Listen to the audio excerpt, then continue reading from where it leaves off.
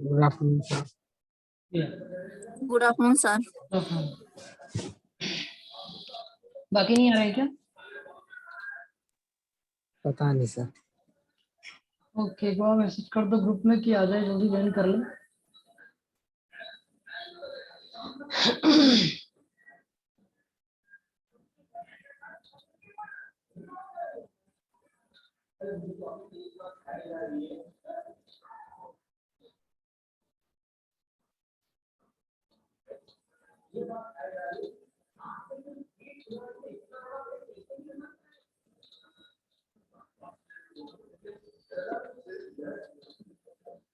Okay, कल तक अपनों ने कहाँ तक देख लिया था? b dot D S equal to 0 देख लिया था ना?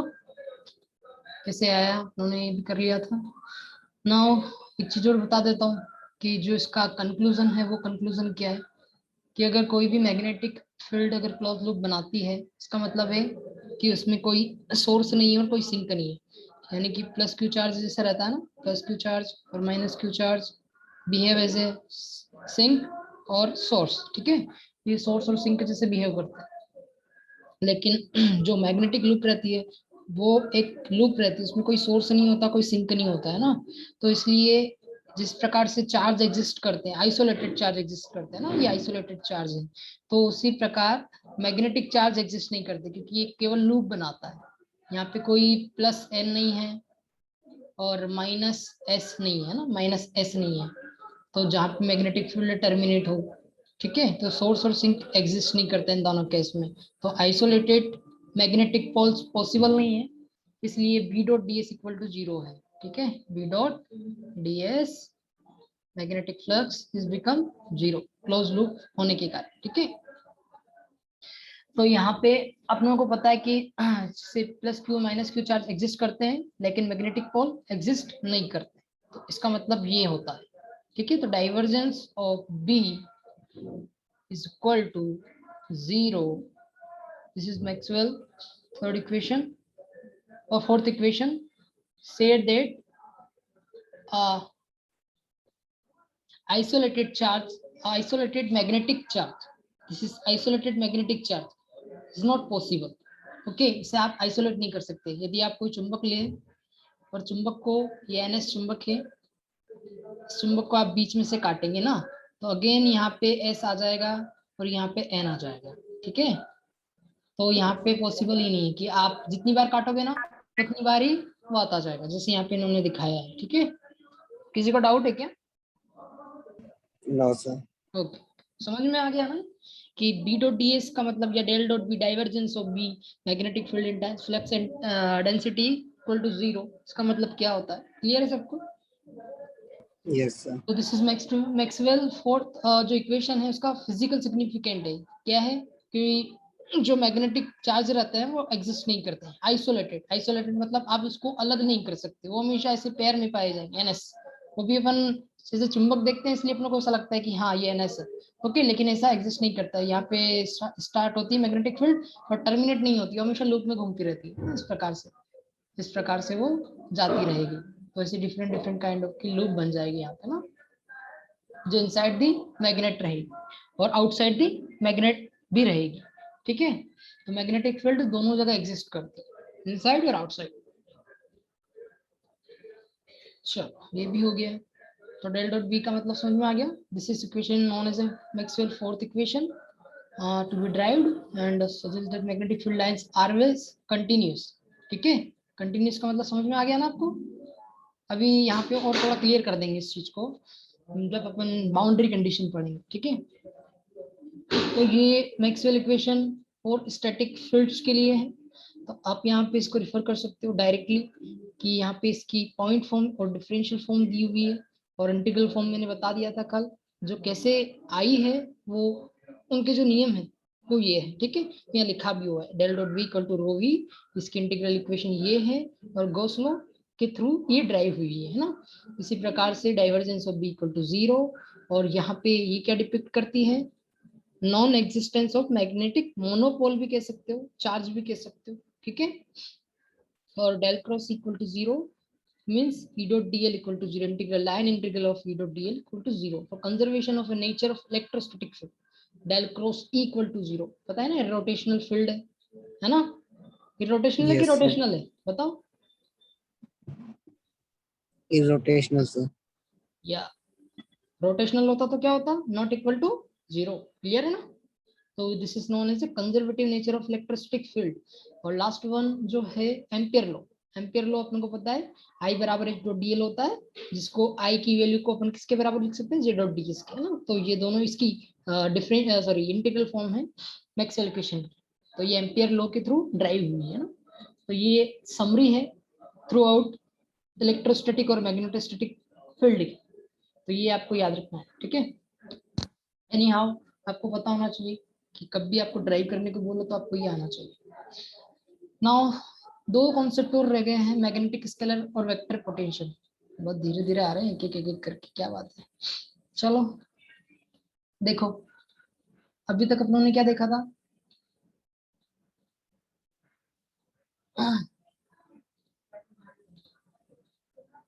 अभी तक अपनों ने पोटेंशियल देखा था ना, पोटेंशियल V इक्वल टू होता है इलेक्ट्रोस्टैटिक पोटेंशियल, इसको मैं E से रिप्रेजेंट कर रहा हूँ, VE इक्वल टू होता है क्या होता है 1/4 pi epsilon R, okay, into Q charge, this is your Q charge, ठीक है। तो this is your electrostatic potential. Electrostatic potential जैसा रहता है ना, सिमिलरली अपन मैग्नेटिक पोटेंशियल भी एज्यूम करते हैं, ऑल्दो ये एग्जिस्ट नहीं करता है, लेकिन अपन सहूलियत यानी कि जो इक्वेशंस रहती है ना, अभी मैक्सवेल इक्वेशन जो आएगी थोड़ी बड़ी बड़ी इक्वेशंस रहती है, उनको सोल्व करने के लिए अपन यहाँ पे दो कॉन्सेप्ट को यूज करते हैं, और वो एक्चुअली इमेजिनरी है, एग्जिस्ट तो नहीं करता है, लेकिन अपन उनको यूज करते हैं एज एनालॉजी। जैसे इलेक्ट्रोस्टैटिक फील्ड में वोल्टेज एग्जिस्ट करता है, सिमिलरली अपन यहाँ पे मैग्नेटोस्टैटिक फील्ड में स्केलर मैग्नेटिक पोटेंशियल यूज करते हैं, और दूसरा कौन सा करते हैं, वेक्टर मैग्नेटिक पोटेंशियल, ठीक है। This is your vector magnetic potential, capital M represent vector है, और ये स्मॉल एम रिप्रेजेंट स्केलर, ठीक है ना। तो दोनों पोटेंशियल है, तो इसका वैल्यू किसके बराबर होता है, अपन यहाँ पर डेरिवेशन तो नहीं करेंगे, लेकिन डायरेक्टली मैं आपको बता देता हूँ कि कैसे इसको अपन बता सकते हैं। देखो अपनों ने एक इक्वेशन पढ़ी थी, याद हो सबको, डेल क्रॉस इक्वल टू 0, पता है, डेल क्रॉस इक्वल टू 0, और del del dot del cross A equal to 0, यहाँ पे डेल डॉट बी है एक्चुअली। तो यहाँ पे एक चीज मैं डिफाइन कर लेता हूँ, यहाँ पे जो वेक्टर पोटेंशियल जो रहता है, मैग्नेटिक वेक्टर पोटेंशियल, उसको ए से रिप्रेजेंट करते हैं, किससे, ए से रिप्रेजेंट करते हैं, और स्केलर को वीएम से करते हैं, स्केलर मैग्नेटिक पोटेंशियल को वीएम से करते हैं ना। तो दोनों ही चीजें आपको याद रखना है।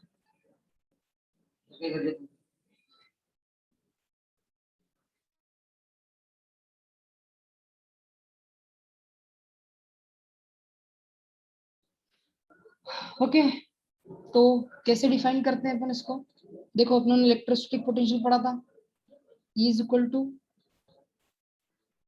माइनस डेल वी पढ़ा था ना, बोलो। Yes, sir. तो इसी प्रकार अपन ये स्केलर इलेक्ट्रोस्टैटिक पोटेंशियल है ना। अब यहाँ पे स्केलर मैग्नेटिक पोटेंशियल अपन डिफाइन करते, तो यहाँ पे इंटेंसिटी है, तो अपने को मैग्नेटिक फील्ड के लिए भी क्या लेनी है, इंटेंसिटी लेनी है, ओके। इंटेंसिटी लिया, यहाँ पे नेगेटिव साइन यूज किया है, और डेल डॉट वी एम लगाना है। वी एम क्या है यहाँ पे, मैग्नेटिक Scalar. स्केलर पोटेंशियल, तो this is a concept, okay.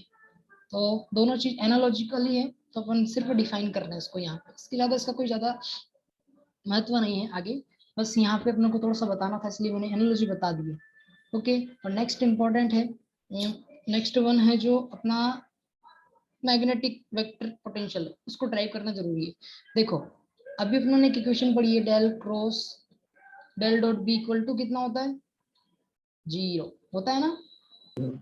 Yes, sir. Fourth equation, तो अगर किसी का डाइवर्जेंस 0 है, इसका मतलब बी कोई वेक्टर होगा, बी यानी मैग्नेटिक फील्ड, तो उस मैग्नेटिक फील्ड को अपन एज ए कर्ल के फॉर्म में लिख सकते हैं, as a curl of magnetic vector potential A, okay, magnetic vector potential A.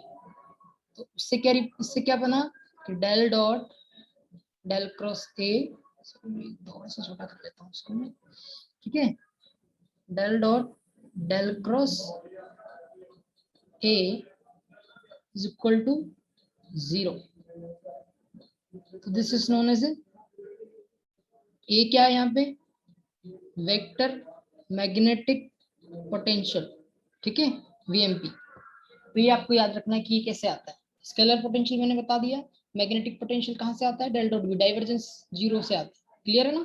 तो ये आपको याद रखना है कि हाँ यहाँ से Yes, इसको sir. डिफाइन करते हैं। तो बी बराबर क्या होता है, del cross A, del cross A. अगर आपको किसी का magnetic vector potential find out है, जैसे ए बराबर मैंने लिख दिया something function F of X Y Z, ठीक है, this is a vector function है ना, ये एफ एक्स वाई जेड जो है वेक्टर फंक्शन है, एक F X Y F Z भी इसमें इंक्लूड है ना, तो ध्यान रखना है आपको। तो ये कौन सा है, वेक्टर फंक्शन है। अगर वेक्टर फंक्शन आपको पता है तो उसकी मैग्नेटिक फील्ड आप फाइंड आउट कर सकते हो। मैग्नेटिक फील्ड फाइंड आउट हो गई तो आप डेल क्रॉस, ओके, इसको मैं थोड़ा नेक्स्ट चैप्टर में इंक्लूड करूंगा, है ना। तो यहाँ तक आपको याद रखना कि अगर किसी का मैग्नेटिक वेक्टर पोटेंशियल अपने को पता है तो उसकी magnetic field easily find out कर सकते हैं बाय टेकिंग कर्ल ऑपरेशन।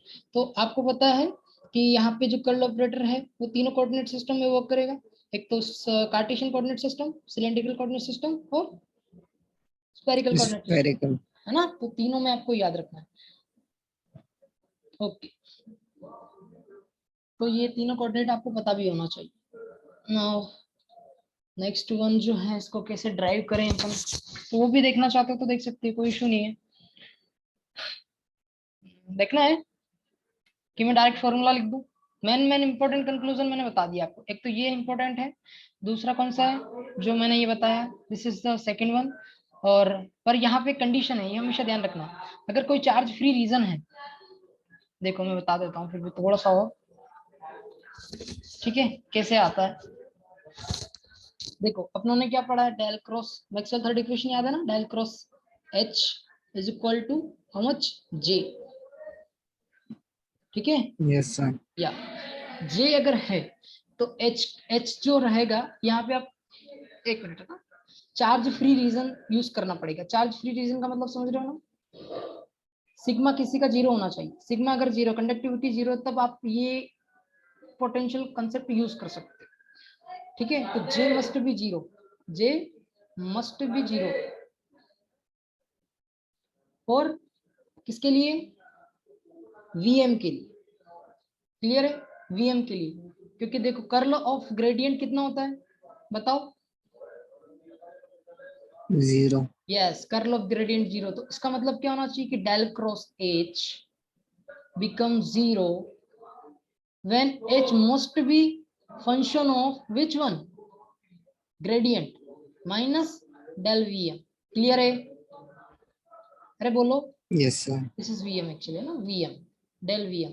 तो वीएम क्या है, मैग्नेटिक स्केलर मैग्नेटिक पोटेंशियल है ना, जो कि अपनों ने यहाँ पे बताया है एनालॉजी के थ्रू, ठीक है, ये आपको याद रखना है। तो ये कैसे ड्राइव हुआ, जब j इक्वल टू जीरो रहेगा, देखो ना, आप j बराबर जीरो करोगे तभी तो यहाँ पे कर्ल ऑफ ग्रेडियंट जीरो होगा, क्योंकि आप लिखोगे ना del cross minus of del VM, yes और नो, बोलो बताओ मुझे, अरे क्लियर है ये चीज, किसी को डाउट है क्या? Yes, sir. क्योंकि डेल वीएम No, होगा, sir. ग्रेडियंट होगा, तभी तो ये जीरो होगा। और ये जीरो के लिए कंडीशन क्या होनी चाहिए, ये मैक्सवेल इक्वेशन में जे जीरो होना मस्ट है, तब J जाके equal to आप, 0. हाँ, जे इक्वल टू जीरो करोगे तभी जाके आप ये राइट हैंड साइड सेटिस्फाई कर पाओगे ना। तो जे मस्ट बी जीरो, अगर जीरो नहीं है इसका मतलब वीएम एग्जिस्ट नहीं करता। क्या नहीं एग्जिस्ट करता है, VM does not exist, okay. In case अगर जे जीरो नहीं है, बहुत सारी केसेस आएगी, मैं बता दूंगा वहां पे कि जे यहाँ पे जीरो नहीं है, इसका मतलब क्या है, वीएम एग्जिस्ट नहीं करता। वीएम का मतलब क्या, स्केलर मैग्नेटिक पोटेंशियल एग्जिस्ट नहीं करता है, ओके। तो ये कंसेप्ट था कि current density must be zero for H equal to minus del VM. Now अगर ये जीरो है तो इसी के कारण अपन इसकी लाप्लाशियन इक्वेशन भी लिख सकते हैं। कैसे लिखेंगे लाप्लाशियन इक्वेशन, बताओ मुझे। देखो अपनों ने एक इक्वेशन पढ़ी है, del dot B equal to zero, del dot B is equal to zero, पढ़ा है ना Maxwell fourth equation. Now B बराबर कितना होता है, म्यू एच, तो del dot mu H equal to zero. जैसे इसको जीरो करोगे, एच की वैल्यू कितनी है, ये रही, माइनस डेल वीएम, पुट करो यहाँ पे, डेल डाइवर्जेंस म्यू जीरो में मैंने म्यू जीरो को डाल Del दिया है, square हो जाएगा सर. हाँ डेल स्क्वायर हो जाएगा डायरेक्टली, है ना। तो del square VM equal to zero, ठीक है। अगर होमोजीनियस मीडियम है ना तो ही ये एग्जिस्ट करेगा। होमोजीनियस के लिए म्यू जो है बाहर निकल जाएगा, ये जो म्यू है ना यहाँ से बाहर निकल जाएगा। कहाँ से चला जाएगा? म्यू जो से बाहर निकलेगा तो 0 में चला जाएगा, क्योंकि अगर म्यू फंक्शन नहीं है X Y Z, homogeneous medium है, अगर इनहोमोजीनियस मीडियम होता तो नहीं निकलता, तो उसका भी कुछ ना कुछ एक्स वाई जेड के फंक्शन में होता, तो उसका भी डाइवर्जेंस कैलकुलेट होता। ठीक है, तो यहाँ पे अपन होमोजीनियस मीडियम ले रहे हैं, इसलिए अपनों ने लाप्लाशियन इक्वेशन इसके लिए ड्राइव की। Okay, this is the magnetostatic के लिए लाप्लाशियन इक्वेशन। और इसी प्रकार से अपनों को पता भी है कि मैग्नेटोस्टैटिक फील्ड, इलेक्ट्रोस्टैटिक फील्ड के लिए भी लाप्लाशियन इक्वेशन होती है, del square V equal to 0। Okay, minus rho V, जब चार्ज फ्री रीजन अपन यूज करते हैं तो रो वी इक्वल टू होता है ना, रो वी को 0 मान लेते हैं उस केस में। ओके, तो नेक्स्ट क्या रह गया इसमें? यहाँ पे हो गया, मैंने ये डिफाइन कर दिया कि B इक्वल टू क्या, B equal to del cross A होगा, तभी जाके मैग्नेटिक वेक्टर पोटेंशियल डिफाइन होगा। नाउ अब यहाँ पे जो मैग्नेटिक वेक्टर पोटेंशियल है, जिसे इलेक्ट्रोस्टैटिक में पोटेंशियल दिया जाता है ना, dq/4πε/r, सिमिलरली आप इसमें मैग्नेटोस्टैटिक फील्ड में भी दे सकते हो। यहाँ पे 4πε0 की जगह क्या आ जाएगा? म्यू नोट आ जाएगा, म्यू नोट बाई 4π आ जाएगा, है ना, ये हमेशा म्यू नोट बाई 4π कांस्टेंट रहेगा। और आइडियल तो अपने को पता ही सही है, करंट एलिमेंट आता है डिवाइड बाई आर, ये यहाँ पे सिमिलर एनालॉजी, यहाँ पे dq रहता है तो यहाँ पे करंट एलिमेंट रहता है, आइडियल रहता है। ठीक है, और r तो है जो है ये रेडियस, तो यहाँ पे भी रेडियस है, तो आपको इसकी एनालॉजी के थ्रू डायरेक्टली आप इसको लिख सकते हो मैग्नेटिक वेक्टर पोटेंशियल को। ये लाइन इंटीग्रल के लिए, सॉरी लाइन करंट के लिए, similarly k dot ds surface current के लिए, और j dot dv volume current के लिए। तो ये तीनों फॉर्मूला आपको याद होना चाहिए, बस यहीं तक ही है मैंने तो अपना। और उसके बाद जैसे अपनों ने इलेक्ट्रोस्टैटिक फील्ड में देखा था, उसका एज इट इज डेरिवेशन यहाँ पे भी कर सकते हो। तो बी अगर पता है, सॉरी ए अगर आपको पता है, तो उसका बी इजीली कैलकुलेट हो जाता है। तो अपन इसमें आगे बढ़ते हैं। और हाँ, एक चीज और मैं बता देता हूँ कि ये इम्पोर्टेंट रिजल्ट्स हैं कि देखो अपनों ने यहाँ पे जो क्वेश्चन लिखी है, क्या लिखी है? बी बराबर डेल क्रॉस है ना, डेल क्रॉस ए। ठीक है, तो यहाँ पे जो फ्लक्स होता है वो आप इसे भी कैलकुलेट कर सकते हो, साई ए डॉट डीएल। ठीक है, ये कौन सा? लाइन इंटीग्रल है। अब देखो स्टोक्स थ्योरम लगाओ, स्टोक्स थ्योरम के अकॉर्डिंग क्या होगा? Line integral convert to the surface integral. आवाज आ रही है ना? Surface integral, yes, yes surface integral. तो ये sorry open surface, actually open surface. ठीक है, हाँ, line integral converted to surface integral, तो इसको कैसे लिख देंगे? Del cross A dot DL. Okay, और अपनों ने साई बराबर पढ़ा है, क्या होता है साई? मैग्नेटिक फ्लक्स किसके बराबर होता है? Double integration of B dot D S. Yes yes sir, या बी डॉट डी एस। अब देखो ये यहाँ पे एक्चुअली एल नहीं है, एस है। ओके, तो ये क्वांटिटी और ये क्वांटिटी बोथ आर सेम, इसलिए बी इक्वल टू क्या लिख सकते हैं? डेल क्रॉस ए। क्लियर हो गया सबको? कि कैसे ऐसे भी आप इसको कैलकुलेट कर सकते हो।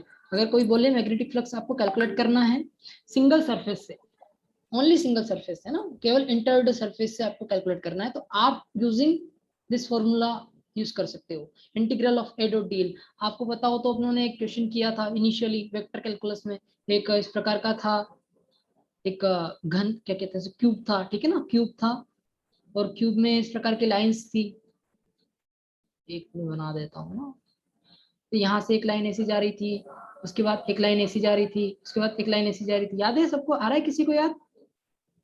अपनों यस को सर, लाइन इंटीग्रल कैलकुलेट करना था, इसका इस प्रकार का डायरेक्शन दिया हुआ था, याद है? यस सर, यहाँ पे अपन जो कैलकुलेट कर रहे थे Yes, ना, sir. ए डॉट डीएल, उसका ए डॉट डीएल वो क्या कैलकुलेट कर रहे थे? फ्लक्स कैलकुलेट कर रहे थे। क्लियर है सबको? वो वाला क्वेश्चन मैंने अभी आपको असाइनमेंट में दिए थे, आई थिंक, शायद मैं बता देता हूँ आपको, है ना, एक बार, ताकि आपको याद आ जाए। कहाँ गया vector calculus? This is vector calculus.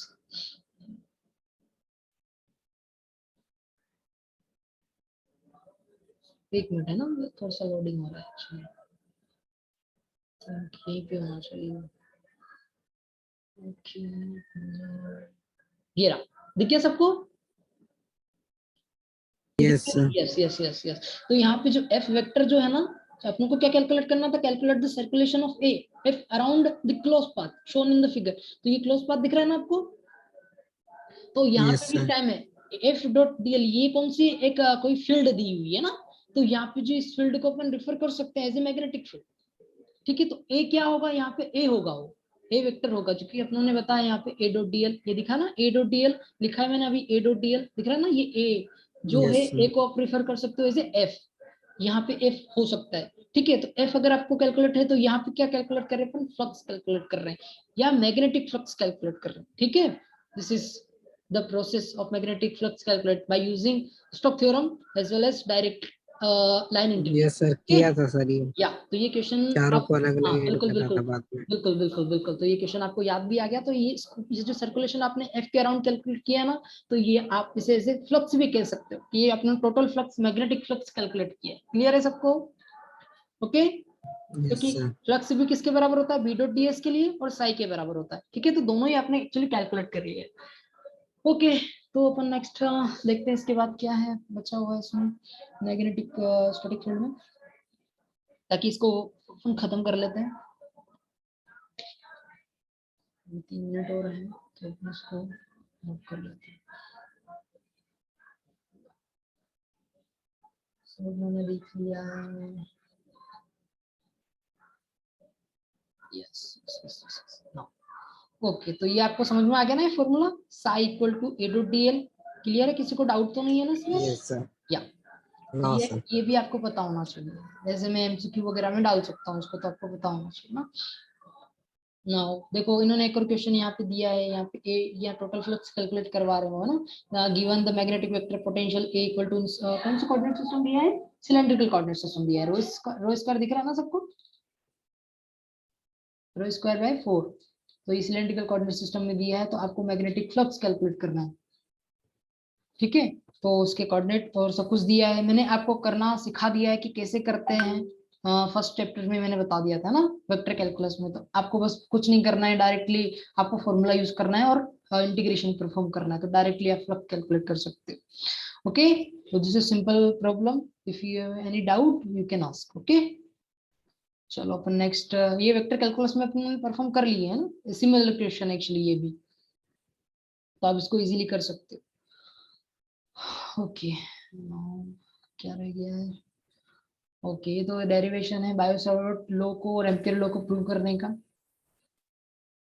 Now lightning और इसके एप्लीकेशन है। ओके, यहाँ पे एक चीज और बता देता हूँ कि जो आप कर्ल इक्वेशन लेते हैं ना, डेल क्रॉस बी, तो उसको मैग्नेटिक टर्म में भी लिख सकते हो। तो उसके लिए डेल डॉट ए यहाँ पे मैं प्रूव कर देता हूँ आपके लिए, ये वाला भी इसको रेस कर देता हूँ सबसे पहले।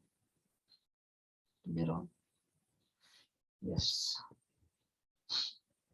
देखो अपनों ने अभी तक क्या देखा है, बी इक्वल टू क्या होता है, मैं लाप्लासियन वेक्टर ऑपरेटर बता रहा हूँ ना, B dot equal to del cross A होता है ना, अभी देखा है अपनों ने। Yes, sir. या तो अब देखो, दोनों साइड कर्ल ले लो, बी का कर्ल लेंगे तो क्या होगा, del cross B is equal to del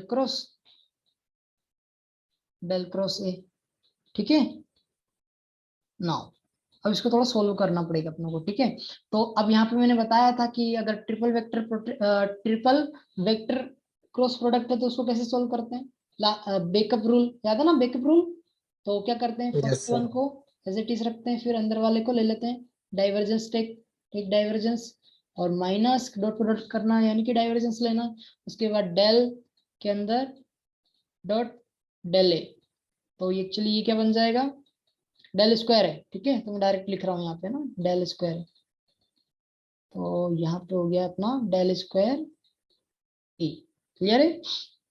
now अब देखो, del cross A equal to del cross B equal to इतना हो गया ना।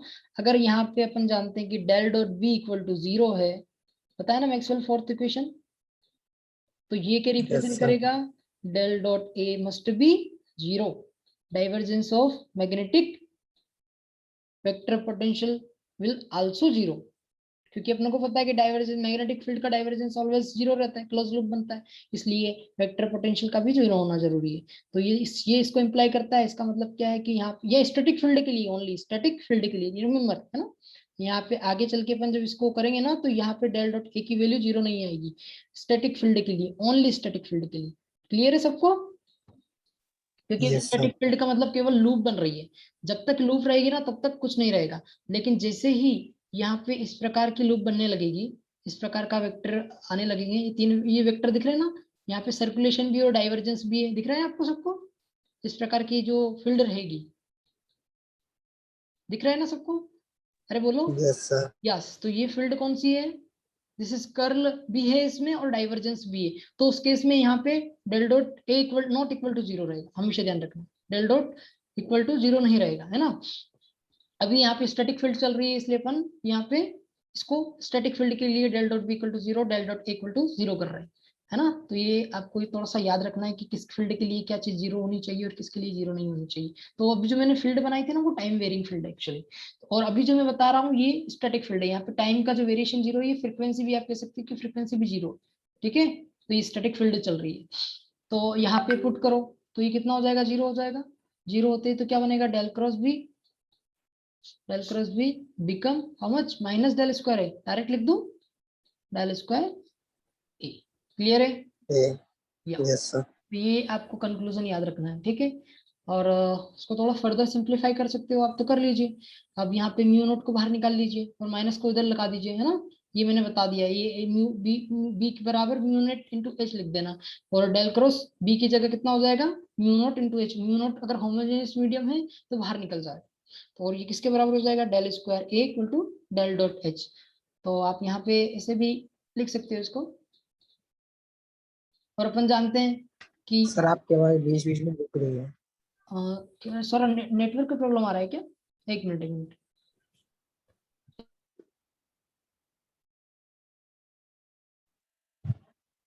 पता नहीं सर, बीच बीच में अटक रही है आपकी आवाज।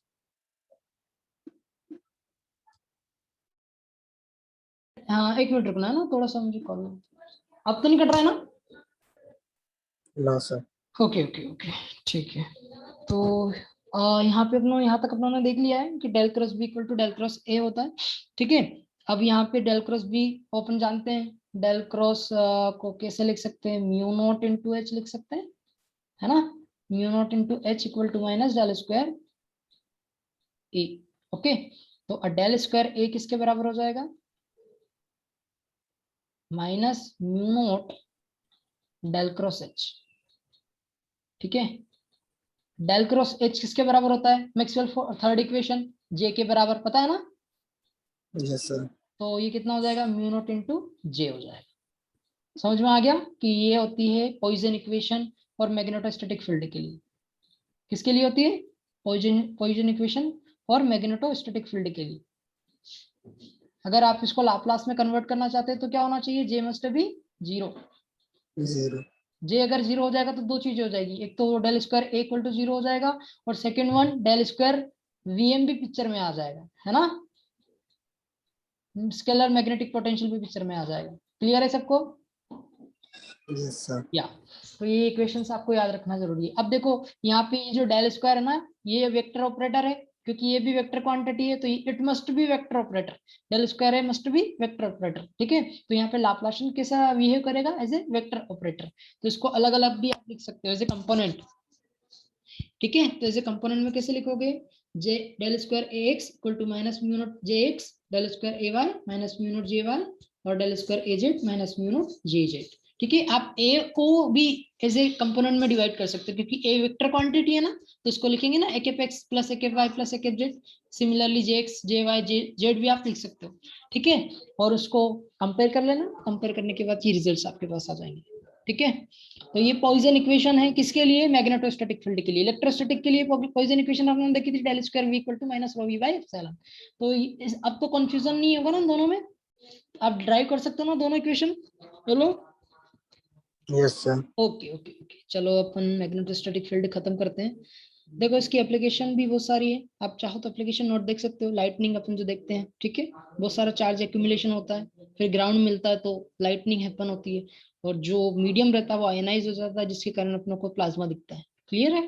तो यहाँ पे millions of turns sorry millions of ampere धारा बहती है, करंट बहता है, ठीक है, हर हाई वोल्टेज रहता है, और for small time, small duration के लिए, मिली सेकेंड के लिए। ओके, और पॉलीवल्स भी देख सकते हैं ना आप। थोड़ा सा ये आपको समरी याद रखना है कि ये जो चैप्टर की समरी है ना वो यही है, बस ये चैप्टर है पूरा आपका। ओके, तो मैंने बता दिया यहाँ तक। नाउ अपन अब नेक्स्ट चैप्टर की ओर मूव करते हैं। मैग्नेटोस्टैटिक के लिए मटेरियल देख लेते हैं। अब मैग्नेटिक फोर्स और मटेरियल एंड डिवाइसेस में बताया है क्या है। अब देखो फोर्स ऑन चार्ज पार्टिकल पे फोर्स कैसे दी जाती है, ये इंपॉर्टेंट फॉर्मूला जो मैं बता रहा हूँ लॉरेंज फोर्स के लिए है ना। लॉरेंज फोर्स ये आपको याद रखना है। मैग्नेटोस्टैटिक और इलेक्ट्रोस्टैटिक्स कंप्लीटेड। ओके, बस थोड़ा सा और रह गया है तो मैं फटाफट बता देता हूँ आपको कि जो फोर्स होती है वो कैसे दी जाती है।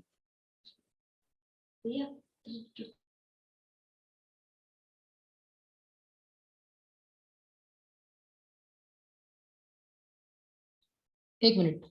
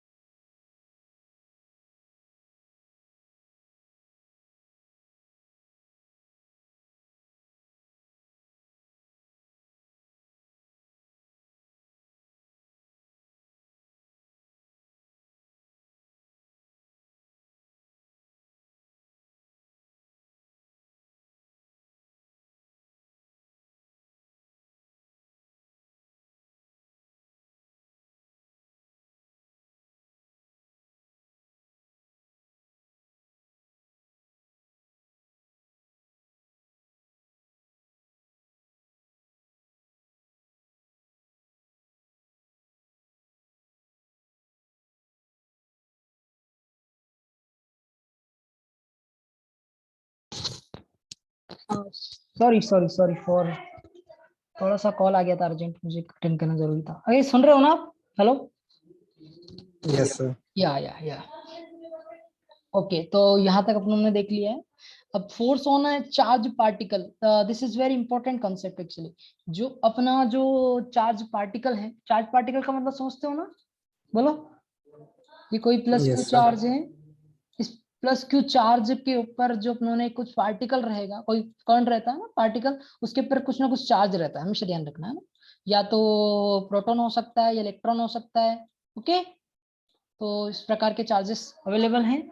तो अपना इस चार्ज पार्टिकल के ऊपर कितना फोर्स लग रहा है या इसके कारण कितना फोर्स लग रहा है दूसरे पार्टिकल पे, तो अपन उस फोर्स को कैसे फाइंड आउट करेंगे इन मैग्नेटिक फील्ड। ओके, अभी इलेक्ट्रोस्टैटिक फील्ड में अपन देखा था, क्या देखा था, F बराबर क्यू ई, बोलो, देखा था ना। Yes, sir. यस यस, तो ये इलेक्ट्रोस्टैटिक फील्ड में होता है। तो इसी प्रकार मैग्नेटोस्टैटिक फील्ड में फोर्स कैसा होता है, तो मैग्नेटोस्टैटिक फील्ड में जो फोर्स दी जाती है वो किस प्रकार से दी जाती है, जो चार्ज पार्टिकल है उसके ऊपर जितना चार्ज होता है और आप क्या करते हो, उसकी वेलोसिटी का क्रॉस प्रोडक्ट करते हो किसके साथ, जिस मैग्नेटिक फील्ड में उस चार्ज पार्टिकल को रखा हुआ है। ठीक है, अरे क्लियर है। Yes, sir. यस, तो जो फोर्स दी जाती है मैग्नेटोस्टैटिक फील्ड के लिए या मैग्नेटिक फील्ड के लिए, वो कैसे दी जाती है, Fm इक्वल टू क्या, Q V cross B. V क्या है, वेलोसिटी ऑफ पार्टिकल, किसकी वेलोसिटी है, पार्टिकल की वेलोसिटी। मान लेते हैं कि अगर आपने जो पार्टिकल रखा हुआ है, यह मैग्नेटिक फील्ड मैंने रखी है, दिख रही है सबको मैग्नेटिक फील्ड, Yes, sir. ये वर्टिकली मैंने मैग्नेटिक फील्ड दी है। सपोज करते हैं इसको जेड डायरेक्शन दिया है, क्लियर है सबको, जेड डायरेक्शन में मैग्नेटिक फील्ड अप्लाई की है, इसको बी से रिप्रेजेंट कर लेता हूँ। और जो पार्टिकल है, वो ये पड़ा है, यहाँ पे दिख रहा है सबको, Yes, sir. और इसकी जो वेलोसिटी है वो इस डायरेक्शन में जा रही है, ये डायरेक्शन भी अपन एज्यूम कर लेते हैं, वाई डायरेक्शन। ओके, दिख रहा है सबको। Yes, sir. नाउ अब मुझे एक बात बताना, जो वेलोसिटी है उस वेलोसिटी को मैं कैसे रिप्रेजेंट कर सकता हूँ, v is equal to v naught, A के वाई, ऐसा लिख सकता हूँ, बताओ। Yes, sir. या अब मैग्नेटिक फील्ड के डायरेक्शन जो है उसको भी मैं थोड़ा सा सही लिख देता हूँ, b is equal to B naught ऐसे, क्योंकि वो वेक्टर क्वांटिटी को अपन लिख सकते हैं ना ऐसे, बी नोट उसका मैग्नीट्यूड और उसके यूनिट वेक्टर, एक के जेड, दिख गया, दोनों दिख गए, समझ में आ गया। Yes, sir. Yes yes yes yes, अब यहाँ पे पुट करो इन दोनों को, कहाँ पुट करना है इसको, इस फॉर्मूला में पुट करो। तो देखो फोर्स, अभी देखना पार्टिकल किस प्रकार से मूव करेगा इन मैग्नेटिक फील्ड में। अगर कोई पार्टिकल विदाउट मैग्नेटिक फील्ड में रख दिया जाए तो किस प्रकार से मूव करता है, और मैग्नेटिक फील्ड में रख दिया जाए तो किस प्रकार से मूव करता है, तो ये चीज अपन यहाँ पे देख रहे हैं ना। तो this is the force on particle in magnetic field. तो यहाँ पे Fm is equal to how much, जल्दी बताओ कितना हो जाएगा, Q, यहाँ पे पुट करो V cross V B. Naught, yes yes, V naught को आगे निकाल लो ना, और अंदर क्या रह जाएगा, Yes, sir. ए के वाई क्रॉस ए के जेड, यही रहेगा, बोलो। Yes, sir. ये बी नोट है ना, तो कितना हो जाएगा, Q V naught B naught. अब ये किसके बराबर होगा, जल्दी बताओ, वाई क्रॉस जेड किसके बराबर होता है, A cap X. A cap x के, यस